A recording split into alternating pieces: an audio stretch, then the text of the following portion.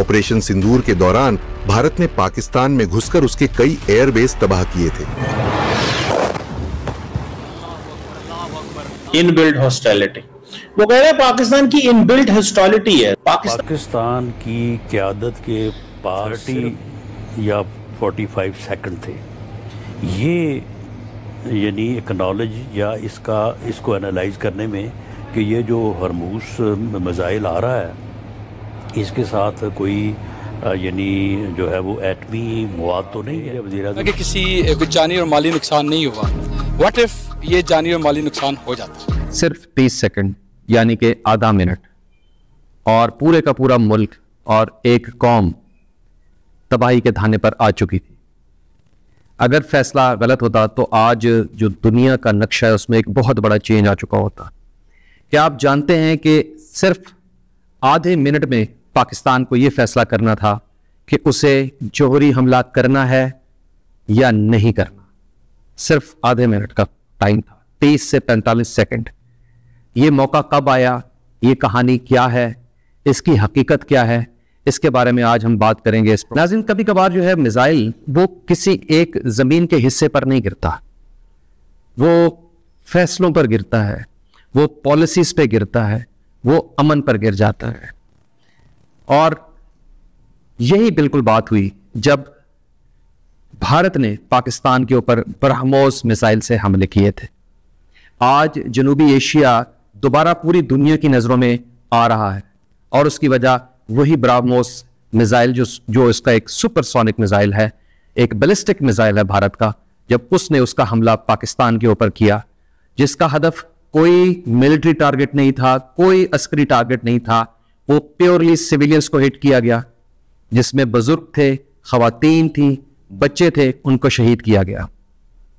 अब आप अंदाजा लगाए कि ये जो बैलिस्टिक मिसाइल होते हैं इनको वॉर हेड की कैपेबिलिटी दी जाती है, यानी कि अगर ये एक मुल्क से दूसरे जौहरी मुल्क की तरफ या किसी भी मुल्क की तरफ फेंके जाएं और वो मुल्क जौहरी हो जो ये बैलिस्टिक मिसाइल्स फेंक रहा है, तो इसमें बहुत हद तक चांस होता है कि वो वॉर हेड जो है अपने साथ जौहरी हथियार लेकर आ रहा है, एटम बॉम्ब लेकर आ रहा है।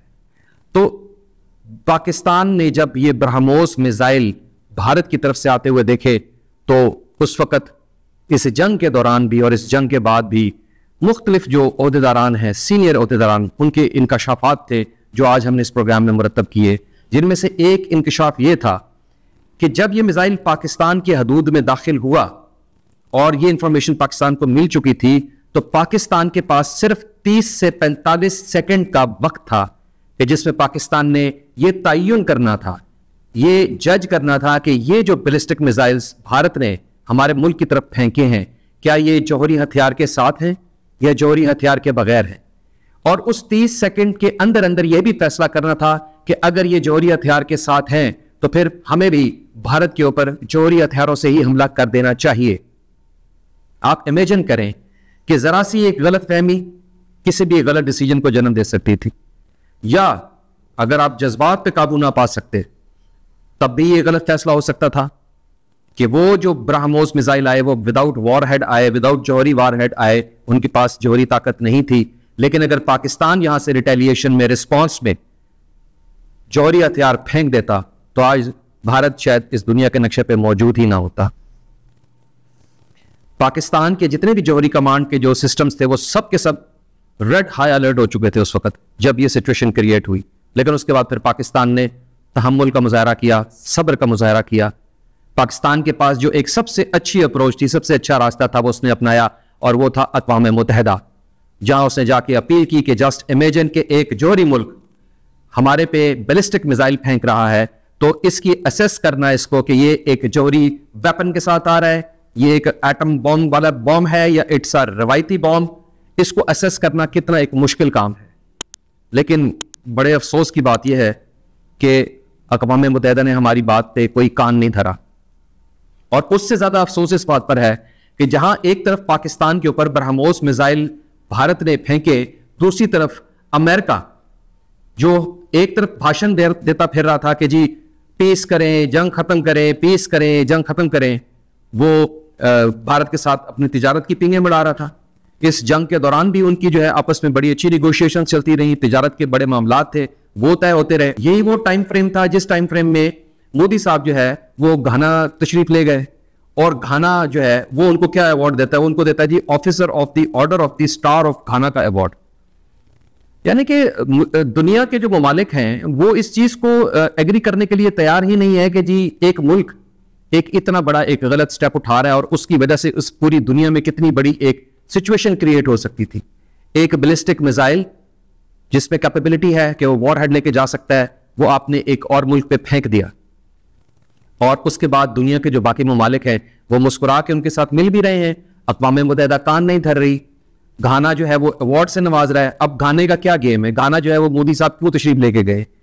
घाना सिर्फ वो इसलिए लेके गए थे अपनी तशरीफ के जनाब चाइना का जो असर और रसूख है वो उसने वहां पर कम करना था। चाइना जो है अफ्रीका में काफी हद तक प्रोमिनेंट एक सिचुएशन में आ रहा है, और उसको वो डिफ्यूज करने के लिए भारत अपना जो रोल है वो प्ले करना चाहता है। भारत अपने आप को कोशिश कर रहा है पैरेलल लाने की कि किसी तरीके से मैं चाइना के पैरेलल आ सकूं। अब हैरान कुन बात और भी है कि एक तरफ आपने हम पे ब्रह्मोस मिसाइल भी फेंके, आपने हमारे साथ जंग भी स्टार्ट की, हम पर इंपोज की पाकिस्तान पर, और उसके बाद जब पाकिस्तान आपके तैयारे गिराता है तो आप पूरी दुनिया के सामने रोते हैं। आप कहते हैं कि जनाब ये देखो पाकिस्तान ने हमारे साथ क्या कर दिया, हमने उनके दहशतगर्दों के कैंप्स को डिस्ट्रॉय किया और उन्होंने हमारे ही जहाज गिरा दिए, उन्होंने हम पर ही अटैक कर दिया। ये मोदी साहब भी ये फरमाते हैं, जयशंकर साहब भी जगह जगह जाके एक ही हाल दुआई मचाते हैं कि जनाब देखिए पाकिस्तान ने हमारे साथ क्या किया। अच्छा, उसके बाद ये नहीं है कि फिर वो ऑपरेशन जो सिंदूर है वो आपका अगर सीज फायर हो गया तो आप खामोश होकर बैठ गए। अब आप अपने ऑपरेशन सिंदूर का जो फेज 2 लॉन्च करने की तैयारी में है वो सबको नजर आ रहा है, खासतौर पर पाकिस्तान को तो बहुत अच्छा नजर आ रहा है, और आप पूरी दुनिया में वैसा खुद भी बताते फिर रहे हैं कि जी अब हम इसका फेज 2 लॉन्च करने वाले हैं। अब आपकी तैयारियों के सबूत हमें कैसे मिल रहे हैं?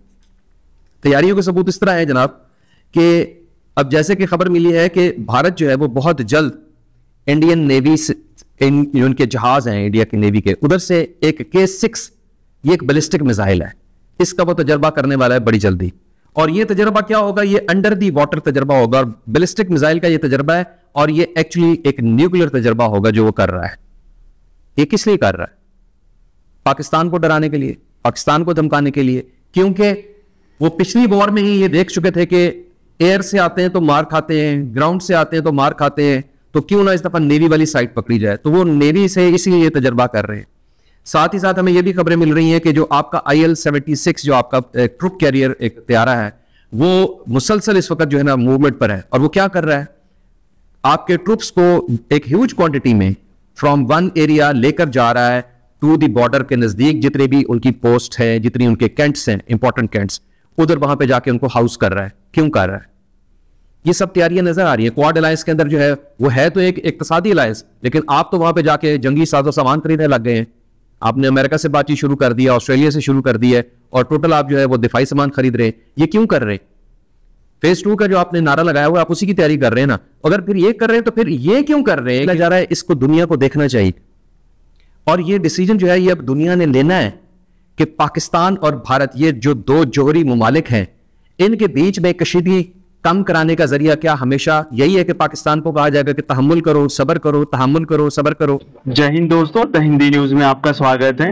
जैसे कि आपने वीडियो में देखा, पाकिस्तान के प्रधानमंत्री शहबाज शरीफ के सलाहकार राना सनाउल्लाह ने बड़ा खुलासा किया है।